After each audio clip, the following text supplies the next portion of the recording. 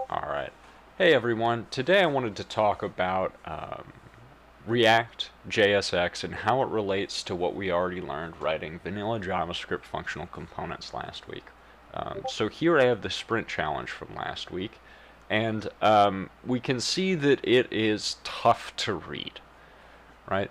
It would be almost impossible for me to, on inspection, see what's going on in here. Um, Without having this nice comment telling me the HTML that this component is actually going to output. Because I'm creating each one of these elements individually, setting their date, setting their text content, and then finally adding them to the structure at the end, and then I also have to manually go out and append this to the DOM so that it shows up. But we see some similarities between what we saw in React and lecture today, which is that we have a function and it returns a component. In React, we return JSX. In these vanilla JavaScript functional components, we're returning a DOM element. But this is tough to read, and that's one of the problems that React seeks to solve. So what I want to do is I want to go ahead and rewrite this component in React. So I have down here my React project, and I'm going to go into app.js because that's where our root component lives. That's where the component where everything starts off goes into. So if I look in here, a default React application already comes with some JSX in it to render, a nice little thing for us to look at. And we notice that JSX is obviously very similar to HTML. And that's the point. But it is not HTML. The most glaring difference is class name that we saw right here. So we have to make some compromises in JavaScript. If I just did class here, my syntax highlighter is going to get mad at me. And that's because class is a reserved name in JavaScript. We define classes. And the same way it would not like it very much if I tried to use return or function in there. Those are keywords that the language JavaScript gets to use. We don't get to use them. So we use class name. The other big difference is the curly braces. That's similar to our template strings where we get to do $ curly brace and then we can execute arbitrary JavaScript expressions inside of there and those get inserted into the string. In the same way, with just curly braces, we can run JavaScript expressions, and the result of that gets inserted into the document. And I'm going to spend a little bit later talking about what an expression is, because we've used that word a lot, we've heard that word a lot, but I don't know if it's ever been explicitly stated what an expression is.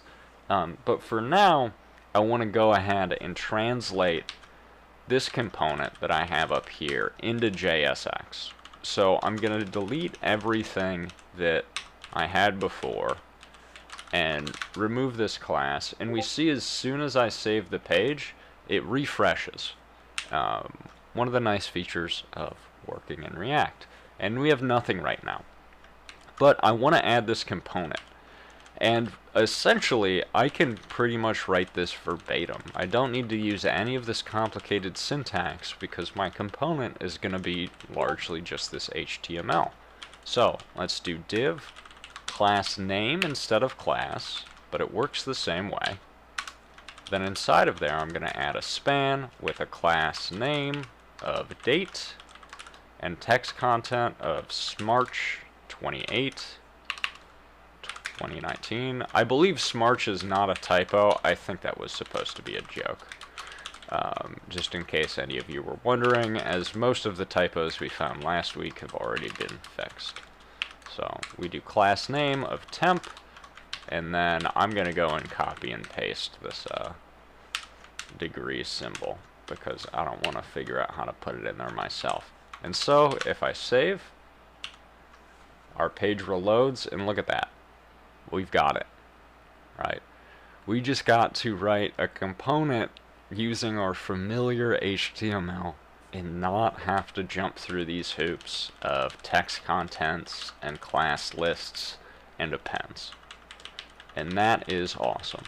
But This isn't the killer feature of JSX yet. The killer feature of JSX is that we can use components inside of it. So what does that mean?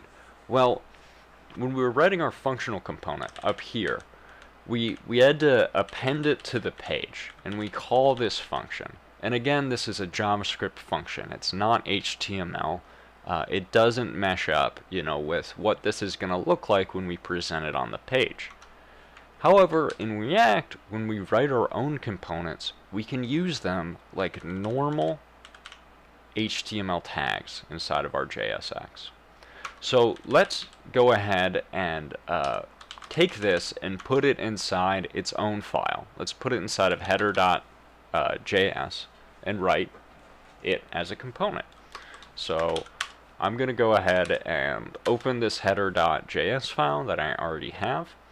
We see it starts with import React from React.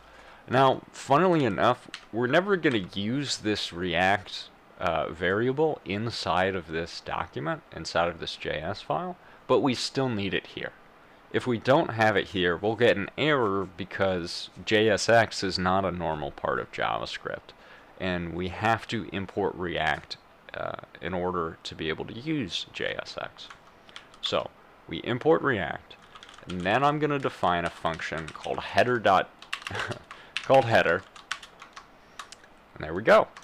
The last thing we have to do before we implement this is I need to, at the bottom, say export default header. And what that does is it tells other files that try to import this file that, hey, header is the main thing that I'm exporting. It's the default export of this file. You're free to go out and use it. React in the React library is the default export of that file. So let's write our functional component. We do that by adding a return statement, and it's common practice to write our JSX inside of a set of parentheses just to get it, formatted nicely, but that's actually not strictly necessary. So what I'm going to do is I'm going to return to my app.js. I am going to grab all of this out of app.js and then paste it inside of my header. And that's it as far as turning this into a component goes. If I want to use it inside of app.js, I'm going to return there, and then I need to import it. So I'm going to say import header from, and then in quotes, /header.js. Now that I've done this, I can use it inside of my JSX by writing a tag that begins with header. And now when our page refreshes, we see that we have gotten that component. And I want to have these side by side here for a second. So we can use header like our normal divs and spans and h1s, because ultimately this is going to return divs and spans and h1s. But what is header? Header is a function, right? It's not, we call it a component, but there's nothing special going on in this header.js file besides this new import and export syntax. It's a function, and when we call it, it returns a value.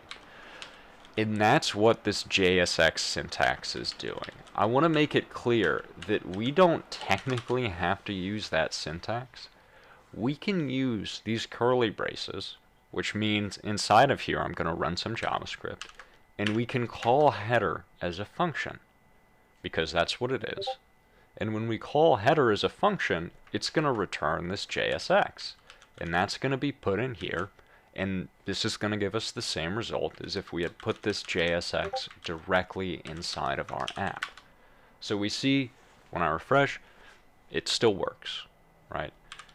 We just have access to this familiar JSX HTML-like syntax where we can use our normal HTML tags, but also use our components so that we can write our page consistently.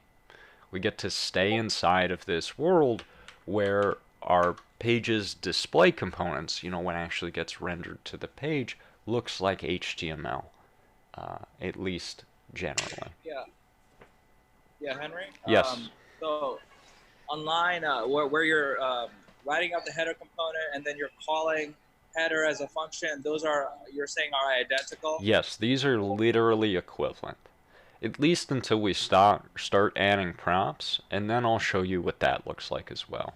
But this is literally what this line of code is doing, is it's running our header function. We just get to treat it like a bit of HTML, because isn't that the idea behind what we're doing? When we write these components, are we compartmentalizing some HTML and functionality together that previously we had to, go and insert into the page and jump through all these hoops to get.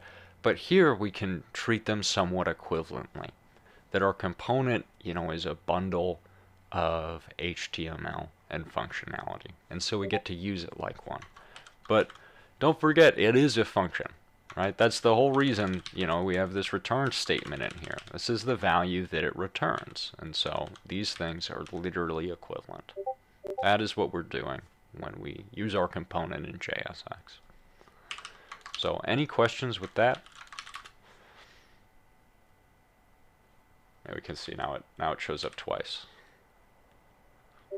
This is one of the other benefits of writing our components reusably, is we can have them as many times as we want. Okay. So that's our basic component. I want to go ahead and write a slightly more complicated component. From the previous project, the next step was to write tabs. And in here, we end up writing some tabs that take in some data. Right? We had this function, tab, or whatever you called it, that took in a string, and we created this tab div, and then gave it some text content based on that argument. And this one structurally isn't so bad, but I want to show you how to do this in React. And for now, I'm going to leave out the Axios from this. If we have time at the end, I would like to show you how we use Axios in React, but for now I have this already saved in a variable for us. So I'm going to flip back to my React project. I'm going to leave app.js open at the top, and I'm going to go into my pre-made tabs.js. And actually, I want to rename this file. I want this to be tab.js because we want to write our components to be reusable. So even though this component is called tabs, what we do is in our functional component, we're creating a single tab. And the idea is that we can use that over and over again to add one of these tabs to our page. And that's the goal with, these reusable functional components, is that we write the function once, and then we can reuse it in whatever context that we see fit. So inside of here, I have this data. I'm going to leave it here for now for us to look at, but I'm ultimately going to move it into this app and then pass it as a prop down to this tab component. So first step is we need to import React from React. Otherwise, we can't use our JSX. Then I'm going to define a function called tab function, and then I'm going to export default tab. Again, I'm going to want to import this in my other file, and I have to tell it what I'm exporting. When it tries to import things, I have to tell it what piece of this file that it's getting. So our tab in the old project took in an argument called topic. So for now, I'm gonna have this argument be topic, but I want you to know that this is wrong. I'm putting it here for the sake of familiarity, and we're gonna talk about what this argument actually is when we use it. So again, instead of manually creating this element, I instead get to use JSX. So I'm going to open up a set of parentheses just for the sake of formatting. And I'm going to return, what is this? This is a div with a class of tab.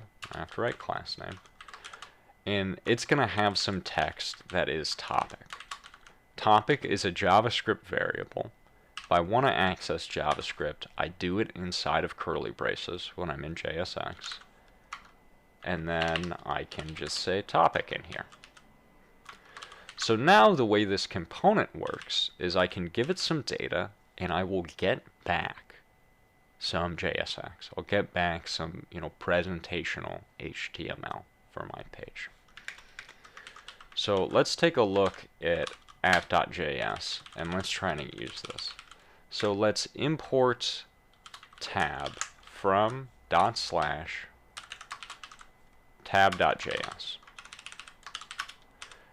And then I want to use this in here. So let's say tab, and now I want to give it some data. Ooh. It's not entirely clear how I'd want to do that, because this is, this JSX format.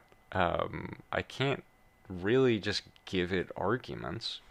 So let's fall back into our function syntax. So I'm going to open up a set of curly braces. I'm going to say tab, and I'm going to give it some data. So like some topic.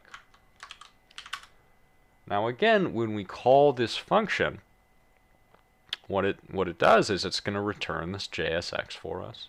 And if we look, it's not formatted correctly, because I'm going to have to figure out how to do that to make the CSS work. But we see we did indeed get this div in our page. But again, I want to use the JSX syntax. This is not legible really in terms of what it's doing. I want to use JSX. And in fact, if you do this, people will not look at your code very kindly. This is not the way we do things in React. But I think it's important to realize that this is what is happening. So the way we pass arguments to our components is to say its name, and then we give it as an attribute. So the same way in HTML, we do things like class name equals whatever, or source, or any of the other attributes that we've used. That's how we pass data around in React, and we call those props, or properties. So I would say topic is equal to, and then let's keep this as some topic. So this isn't going to work exactly like what I expected. And that's because the argument that is given to tab is actually going to be an object. So let's console log topic. Again, our console logs still work in React. We can use all of our old JS skills in here. So we have this object where we have a topic set, and one second, I want to mute some audio real fast. So we have this object where topic is set to our value. So the way props work in React is we can give this component a bunch of different attributes, a bunch of different props. I'll just add some here, number, and I can use JavaScript in here. I can set this number equal to an integer value. We can give things functions, we can give things objects, we can use whatever we want in here. And if we look at this argument, besides all these errors we're getting, we see that we have this object, and now we have topic set to a string, we have something set to a string, and we have our number set to a number. So by tradition, what we call this argument to our component is props. And I would get the topic key out of this props object by doing props.topic. Right? Props is an object. We still have to remember our basic JavaScript in order to use React. And I get data out of an object by doing dot and then the name of the key. Yeah, Henry? Yes. The word props, is that a reserved keyword, or is that like a banana? Nope, props is just a conventional name that we call these attribute-like things that we set on our components. We like calling it props. I could call this banana. You'll sometimes see things called banana names, and that's because we can call them whenever we want, and it's still gonna work. Still works just fine. This is an argument to our function. We can call our arguments whatever we want, but you're going to get strange looks if you call this anything but props, because that is the convention.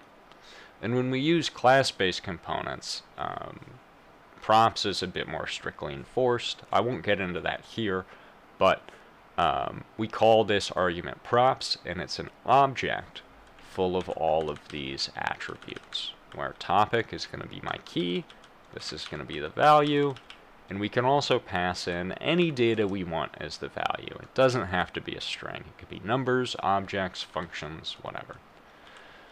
So I'm going to get rid of these so they don't confuse anyone. And now I'm actually going to try to go and figure out how to style this correctly. So if we switch back to the project from last week, we'll see that it looks like these tabs are inside of two divs with a class of tabs and topics.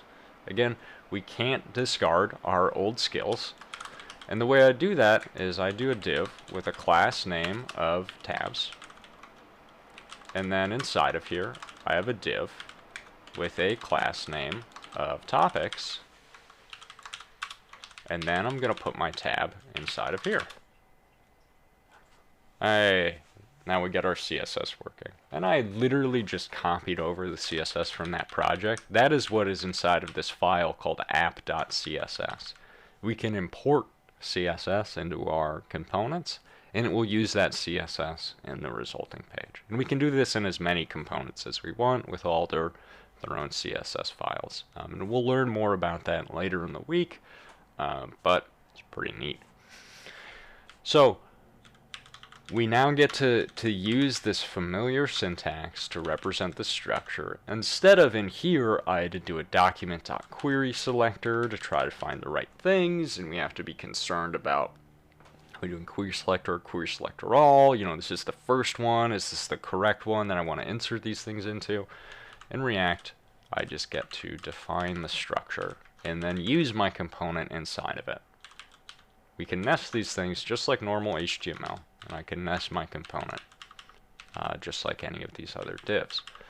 But what I want is all of these topics. So I'm going to go ahead and I'm going to grab this data, and I'm going to put this right here. And I'm going to call this our tabs data. Sure, let's do that. So what we want is to apply our constructor to all of this tabs data. Inside of our old project here, we did this with a for each, and then we appended each one of our tabs to the page. That's not going to work here, because I don't have any function to append components to the page.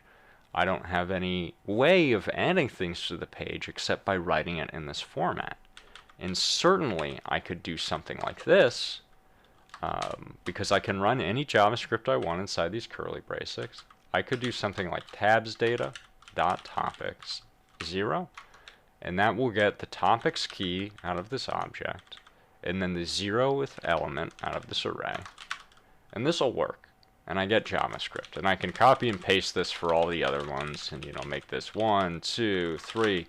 But at this point, we should be starting to develop an intuition as developers. And this is one of the stated goals of these projects, is I want to show you how I work through these problems, in addition to presenting the things that we're learning again. But I want to show you how I solve problems and how we should be looking at problems. And so we should start to have an intuition here that this isn't exactly what I want to do, right? We should be able to automate this in some way. And we might not have the tools or the understanding necessary to do that. And this is a great time, if you're smelling something wrong here, to reach out to a TL or in the help channel, because it's fine if you don't know how to fix this. What's excellent is that your intuition is telling you that you should be doing something different here, right? That's the mark of a good developer, more so than any knowledge on how to do this, is this intuition of how I want to do things. And if you don't have that yet, that's fine. That's why we're practicing programming every single day. We spend hours at this every day. And by the time you get to the end of the full stack portion, you're going to look back at this and it's going to make so much sense why you made certain decisions that you ended up making without really realizing what you were doing or fully understanding what was going on. So instead of doing this manually, I want to use something like a for each. And this is going to lead me into a topic of expressions, because we've said a number of times that inside of these curly braces, I can write a JavaScript expression. But what is an expression? An expression is a piece of code that returns a value. Now, that may not be an academically correct explanation of expressions, but it's pertinent here, and it's what we need to understand. So, an expression is a piece of code that returns a value. And that should make sense, because if I'm using these curly braces and I want something to show up into the page, then it needs to evaluate to a certain value. An expression evaluates to a value. So 1 is technically an expression that evaluates to itself. What does that mean? Well, I'm going to open up a REPL. So down here I have a REPL where I can type in JavaScript, and it'll run it just like the REPL in my browser. But this has bigger text and lets me edit things fun, so I'm going to use it. So when I type 1 and hit enter, we see that the REPL prints back 1 at me. And that's because 1 is an expression that evaluates to 1. 1 plus 1 is an expression. When I hit enter, the REPL gives me back 2. It evaluates to 2. When we run this piece of code, it evaluates to a value of 2. That's what an expression is. When we run it, we get some value back. There's lots of other types of expressions. All of our basic data types, strings, numbers, all of those are expressions. But we have other types of expressions, like the ternary operator, right? So if I do true, question mark, 1 or 3, this is going to give me back 1. This evaluates to 1. Our ternary is like an if statement.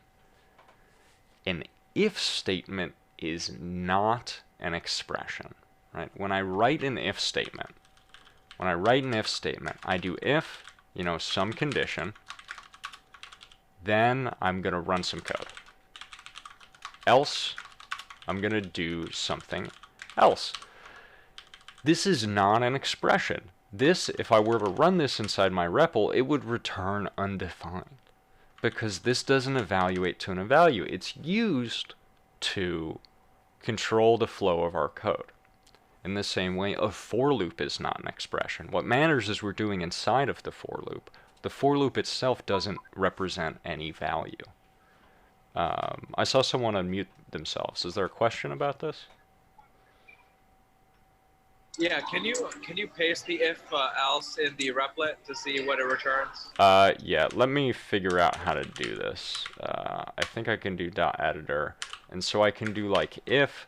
And the REPL may actually kind of ease this for us, and it may return a value. The important thing is this won't work in React. So if I do like if true, so we always get this true branch here.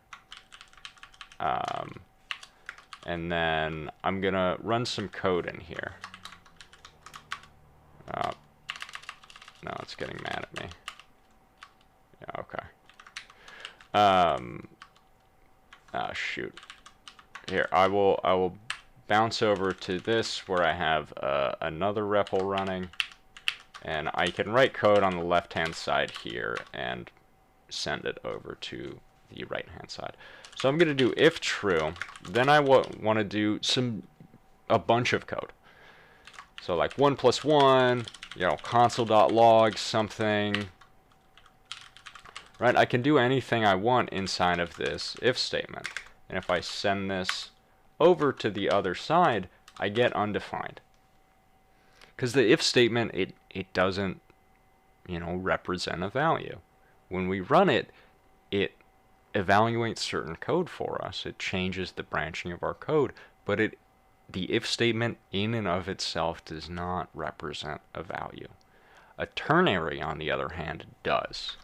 That's why we wouldn't do something like this, like if true, then 1, otherwise 2, because I want to add, 1 plus some number based on the evaluation of some statement. But we would with a ternary. We could do this in line where we do 1 plus, and then like if something's true, then I want it to be a 1, otherwise I want it to be a 2. And this will work. And I can run this in the REPL, and we'll see that it evaluates to 2. Right? It evaluates to 2. This represents some value when I run it. An if statement does not represent some value. So an expression is a piece of code that when we execute it, when we run it, it turns into a value for us. So this is a roundabout discussion of how we do this this tabs thing. And this is advanced. This is not something you need to know today, but I want to potentially ease this transition into React by talking about how we did things the old way and now how we do them the new way. So you don't need this to do your homework today or probably for the next few days. But the way we do it is by using a map, because maps return a value. If I come in here and I do some array 123 dot map, and I'm just going to give it a callback that increases the number by 1. When I run this, I get a new array back that has new values in it. And so what I can do is I can use a map on my data here and then return an array full of components. And that'll work, and it's going to look really weird, but this is how we do it in React land. And this is one of the reasons why we've pushed so hard on learning the array methods, is because this is how we have to do it in React. We could not do this with a for loop, because a for loop is not an expression. A for loop does not evaluate to some single value, but a map does. So I can do tabs data dot topics to get the array, and then I can do a map, and then in my callback I'll take in a topic, and then what I'm going to do is I'm going to return a tab component where its topic is set equal to the variable of this topic. Now I'm using words over and over again, so I can call this argument whatever I want. I can call it a string because that's what it is, right? But what we're doing is we're mapping over an array, and we're creating an array of these components in the same way in our old project as we did a for each over each of these topics we got back from the API, and then created a component for that topic and appended it to our page, right? We created our component, and then we appended it to the page. We're doing it kind of in one step here in React. We're mapping over our data, and we're creating an array full of our components. Right? We're not appending them to the page because React handles all of that for us. We don't need document.query selectors. We don't need appending. React handles that for us. So if I save this, we'll now see that I get all of my topics in here. And I get a warning that for now I'm going to ignore, because again, you don't need to know how to do this map thing for a little bit, but I want to show it to you. I want you to have at least some understanding of what an expression is and what JavaScript we can do inside of these curly braces. These curly braces are going to be some value when React translates this JSX for us, so our JavaScript needs to return some value. And we can't explicitly use the return keyword in here, because it's not a function.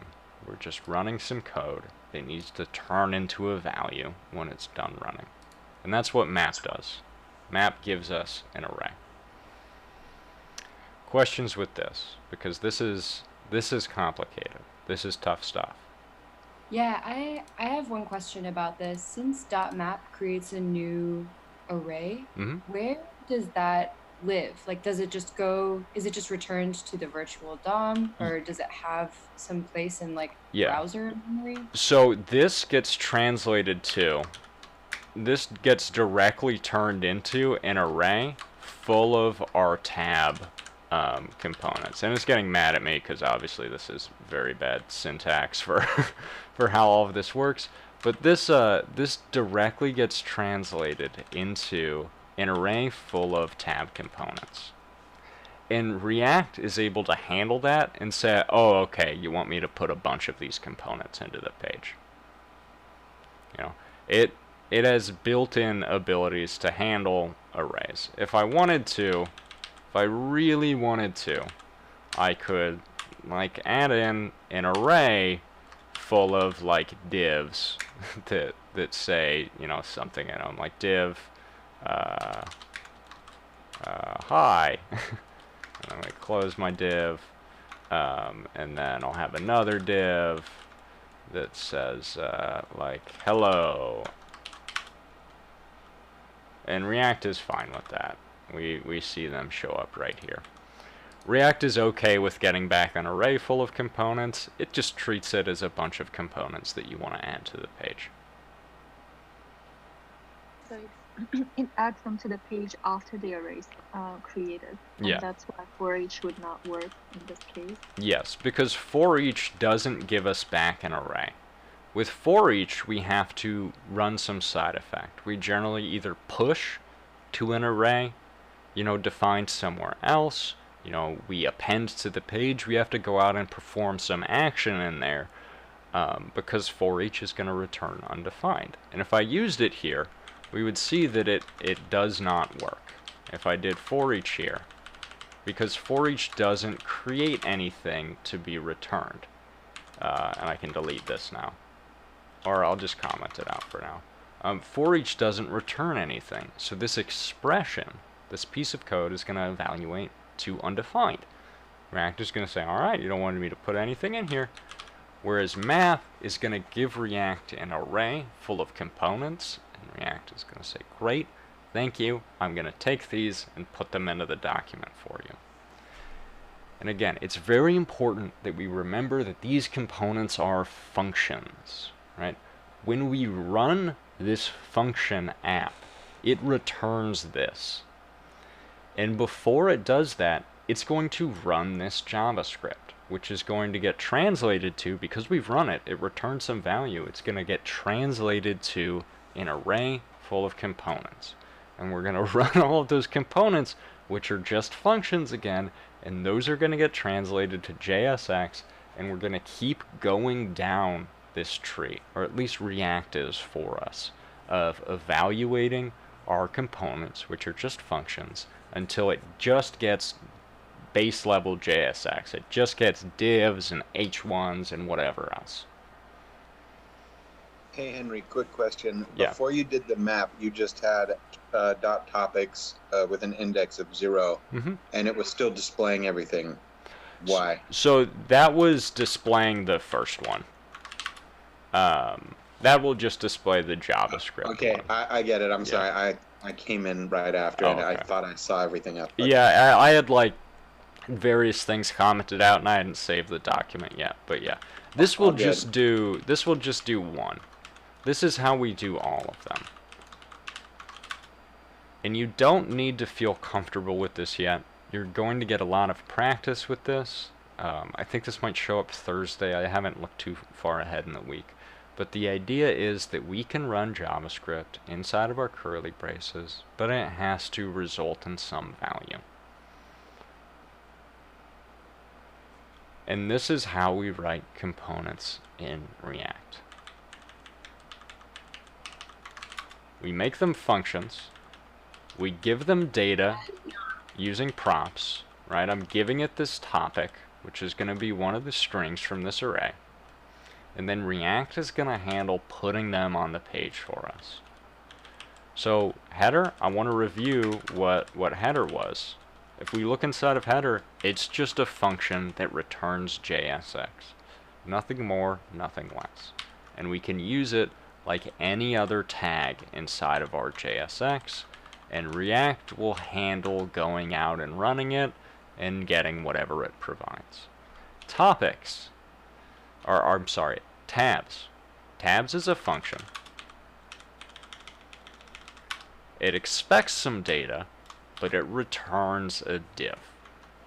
React is going to handle running this, which is going to create an array full of these components, and it's going to handle putting that into the DOM for us. We don't have to worry about that implementation detail. We just have to create these components and give it to React. I could do something like this, which might make it clearer. I can save this into a variable. Another good way of telling what an expression is if I can put it on the right-hand side and save it into a variable on the left-hand side, then it's an expression. We would never say like const something equals an like an if statement. That doesn't make sense. But we do say, const something equals the result of performing a map, because this is going to give me back an array, so I'm going to save it into a variable. And now I can use that variable inside of these curly braces. And this is going to work the exact same way. Right? Expressions are what we put on the right-hand side of variable assignments. Maybe I should have led on that. And so we can do this directly inside of our curly braces, or we can use this intermediate variable. Because when we run this function, we're going to run it top to bottom. It's going to get here. It's going to give us an array full of components. I can console.log this. We can see what's inside of there. And we see it's literally an array full of some spooky stuff. Because this is what JSX actually is. And we never, ever, ever have to worry about what this actually is and the ramifications of it. But the important thing is we have our array. It's full of what React needs to know. And then we can use it inside of our JSX. All right, questions about this? I'm sorry, I couldn't quite hear what you said. Oh, yeah. I don't have a question about this, but I had a question about the use state and what it exactly returns. Okay. Dan was mentioning it returns a array. Is it return an array of two items? One is like the state value, and the second one is a function. Is that how it works? Yes, that's exactly how that works. So let's talk briefly about state, since we do have some extra time. I'm going to reset this back to the way that I would write it, which is like this. And I want you to get used to seeing that visually. And let's talk about state. First, we have to import it from React. We do that by doing a comma, and then inside of these curly braces, I'm going to import a function called useState. And this might look a bit weird. That's because at the bottom of our file, I say export default app. This thing, this capital React, this header, this tab, that's called the default export. And it's just going to be the default thing that our file exports. But we can export more than one thing from our file. Like if I defined a variable called, Henry, and set it equal to a string, I can export Henry. I can't do two default exports, but I can do a bunch of normal exports. And we would get those values using this curly brace syntax. So useState is something that is exported from React. And the way it works is I'm going to run useState, and it takes one argument. And that's the default value that it's going to return. So I'm going to say useState of 12. And then I'm going to console log this. What I see, what comes back inside of my console, is an array of 2 items. We might call this a tuple. Tuple. It's an array of 2 items. The first is the default value that I gave it. It's 12. And the second is a function. So the way we want to use this is we would say something like const. Let's be very explicit here. I'm going to say state array is equal to use state of 12. And then I'm going to console log our state array. As we can see, again, this is just going to be that array of 2 items, 12 and some function. The 12 is the variable that we want to use throughout our page. So instead of calling this state, let's, you know, this is a number. You know, we're going to do numbery things with it. So I'm going to call my number variable equal to the first item out of that array. And if I console.log this number, we see that it's 12. No surprises there. The first element in this array, the element at 0, is 12, and I just made a variable that's equal to 12. And now I can go ahead and use that anywhere I want in my page inside of some curly braces. Right? And now this is going to say 12.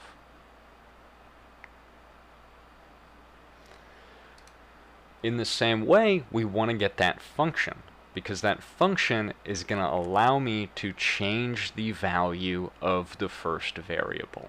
We call this a setter. So conventionally, this is a banana name. We can call it whatever we want. We call it set, and then what we decided to call this variable. So we call it set number, and that would be equal to the value at the second position in that array, this function right here. And if I console log that function, we're going to see that it is indeed still just a function. Right? And now I can use this somewhere inside of my page. I'm going to just real fast make a button. I'm going to give it an on-click handler. I'm going to write some JavaScript, so I need curly braces. And I'm going to write a function real fast that calls setNumber, and it's going to increase our number by 1. Just going to give it number plus 1. So the first time I click this, it's going to be 13. I should probably give this button some text.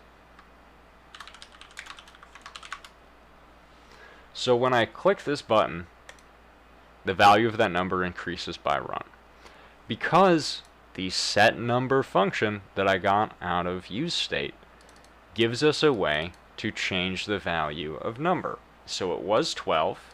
I ran this function that sets number to be 1 greater. Now it's 13. I get 14, 15, 16, so on. It's counting.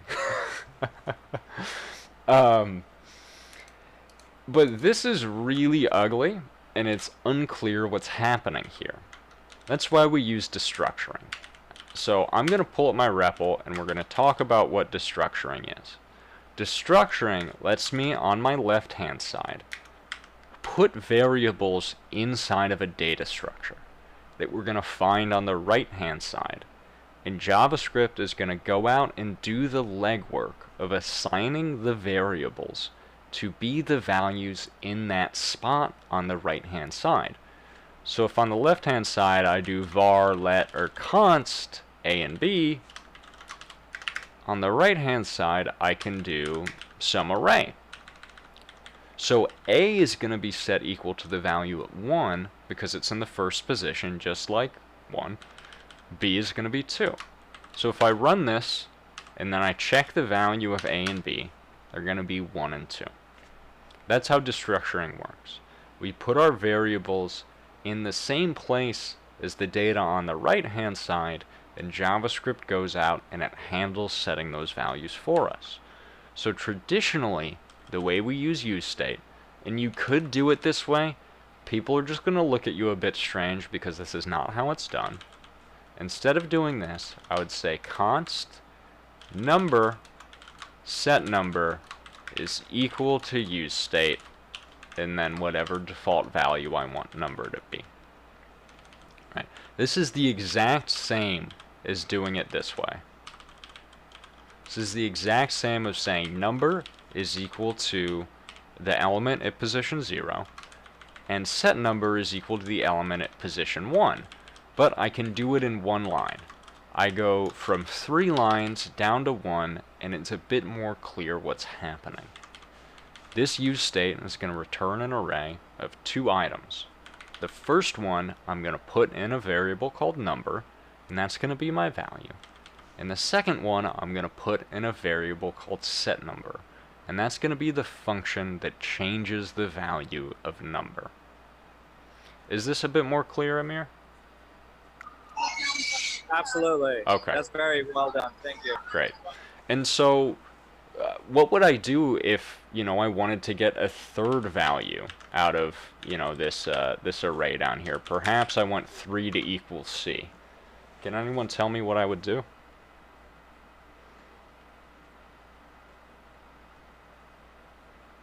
I mean, wouldn't you define a third variable in the destructuring?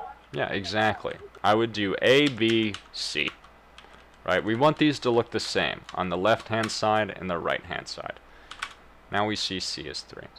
We're also going to see destructuring used on props, because props is going to be an object full of a lot of data, and it's going to be annoying to individually do like props dot something, and I'm going to save this in a variable called something. And sometimes you're easily going to have functions that have like over 10 props passed to it that you want to use. And you could use them directly. You could just say props dot something. But what some people use, and I want you to be prepared for when you see this, is they use destructuring. So the way we destructure objects is a little bit different than the way we destructure arrays. We're going to do the same thing on the left-hand side. We're going to use our object syntax. On the right-hand side, I'm going to have A. This time, I'm going to have it be 4, and I'm going to do B is 5. So these are keys, right? A is a key, and the value is 4. B is a key, and the value is 5. On the left-hand side, I give it variables that are equal to the keys on the right-hand side. So I want the value of A on the right-hand side to be saved into a variable called A. And I want the value of B on the right-hand side saved into a variable called B. If I run this and check, A is going to be 4 and B is going to be 5. So let's say I go in and I set C to be 10 and I run this. When I type in the variable C and hit enter, what is its value going to be? It won't have one. Exactly. In fact, it's going to be the value of 3 because we set it earlier, right? We didn't define a variable over here to be C. So despite the fact that our object has more data in it, JavaScript isn't going to care about that. I'm only interested in A and B. If I were to add C over here, then C would be 10. And that's how we do object destructuring. Our variable names are the same name as the keys on the right-hand side that we want to get the data out of. And so you'll see that frequently if I run into, let's say, tab.js, instead of doing props.topic, I might, on my first line, say something like topic is equal to props. And this looks really weird the first time you see it. Very strange. But now I can just use the variable topic in here. And I personally like this style quite a bit, because if you do this, it tells you right at the top of your component what values you're getting out of props. You all are going to end up writing components that can be many lines long. much longer than could fit, on one screen of your text editor. And way down somewhere you might be using prompts dot whatever, and you might forget about that.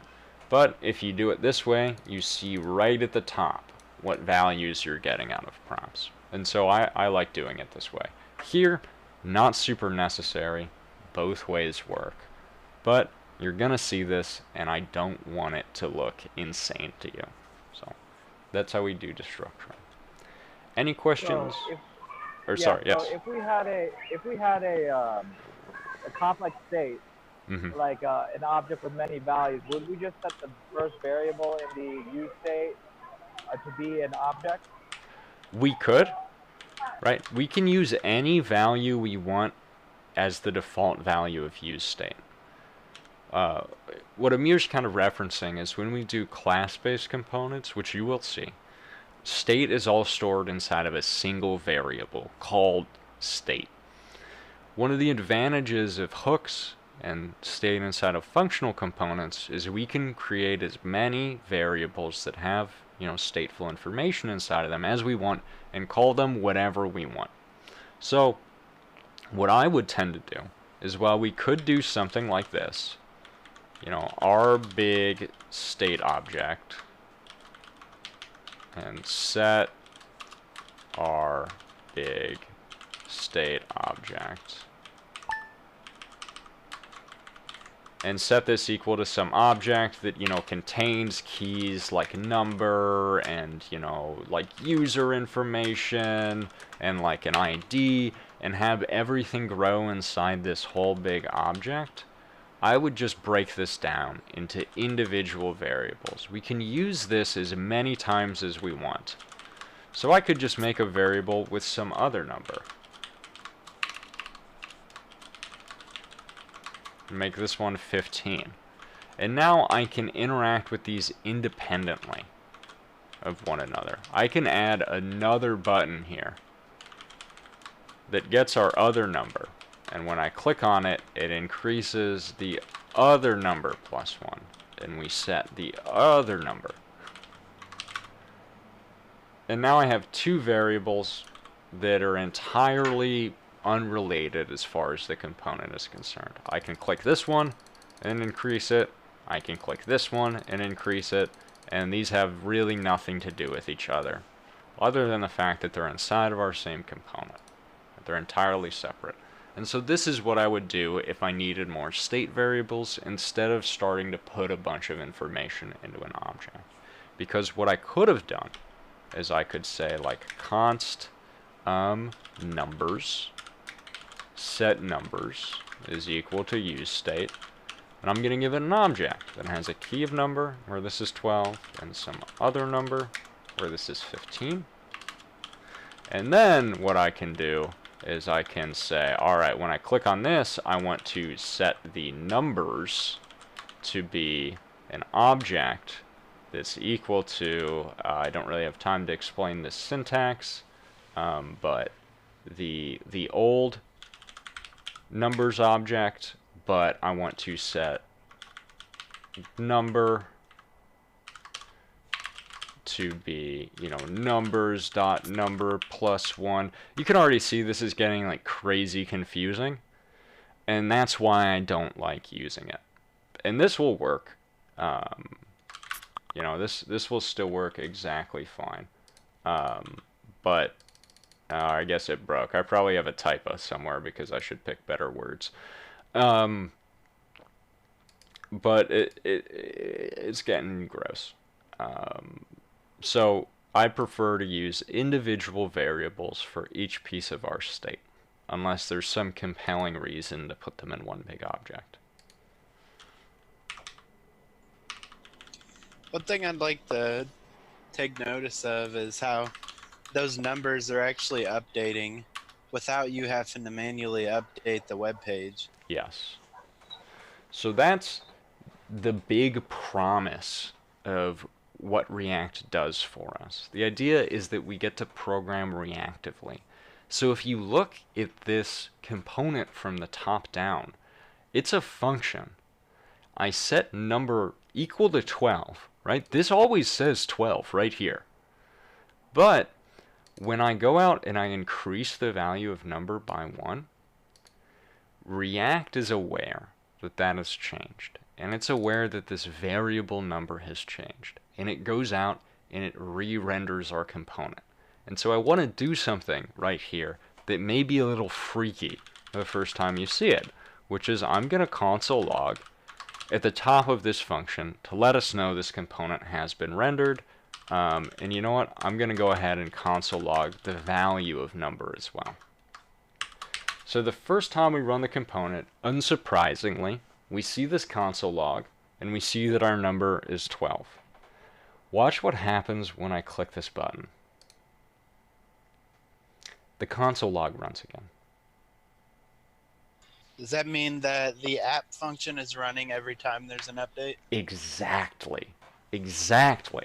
The way this works is this setNumber function has some way of behind the scenes triggering inside of React the ability for it to recognize that the data that app has changed. And so what React needs to do is it needs to figure out what this component now looks like on our page, and it does that by running this function again. That's why we see this render again. Then what React does that makes it efficient is it maintains its own picture of what the website looks like. And we call this a virtual DOM. It basically has its own version of the DOM. And when it reruns this app component, it's going to change its virtual version of the DOM to have the new value that app has returned in there. Then it's going to go out and it's going to check, okay, what are the differences between my virtual DOM that has the new data with app in it and the real DOM? And it's going to recognize very quickly, because there are some very smart people who've worked on this problem, that the only thing that has changed is this number. It's the only thing on the entire page that has changed. So React is going to run a single document.querySelector.text content is equal to 13. And so, hey, Henry. Yeah. I hate to interrupt. I just wanted to throw out there to you and Amir, there's an all hands, so I'm going to bounce. Oh, thank you so much. Yeah, sorry. So I'm going to have to cut this. Well, we went over time, so not short, I guess long. But yeah, React handles updating the page when our data changes, and we never have to explicitly talk about, when that happens, or what it looks like when that happens, or how we handle that transition. React is able to handle that for us, and that's what makes it magic, and that's what makes programming in it so fun, is because we can just think about this number as a single value that doesn't change. Notice that number is a const, right? It doesn't actually change. The value of number never gets set.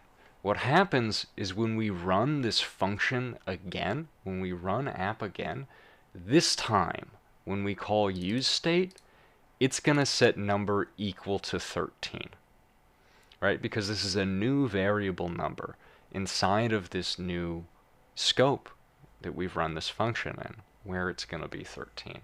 And that's incredible.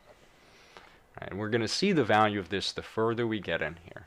But the takeaways that hopefully, this other stuff we talked about haven't distracted from is how we write JSX, how we use components inside of JSX, and how we write components that return JSX.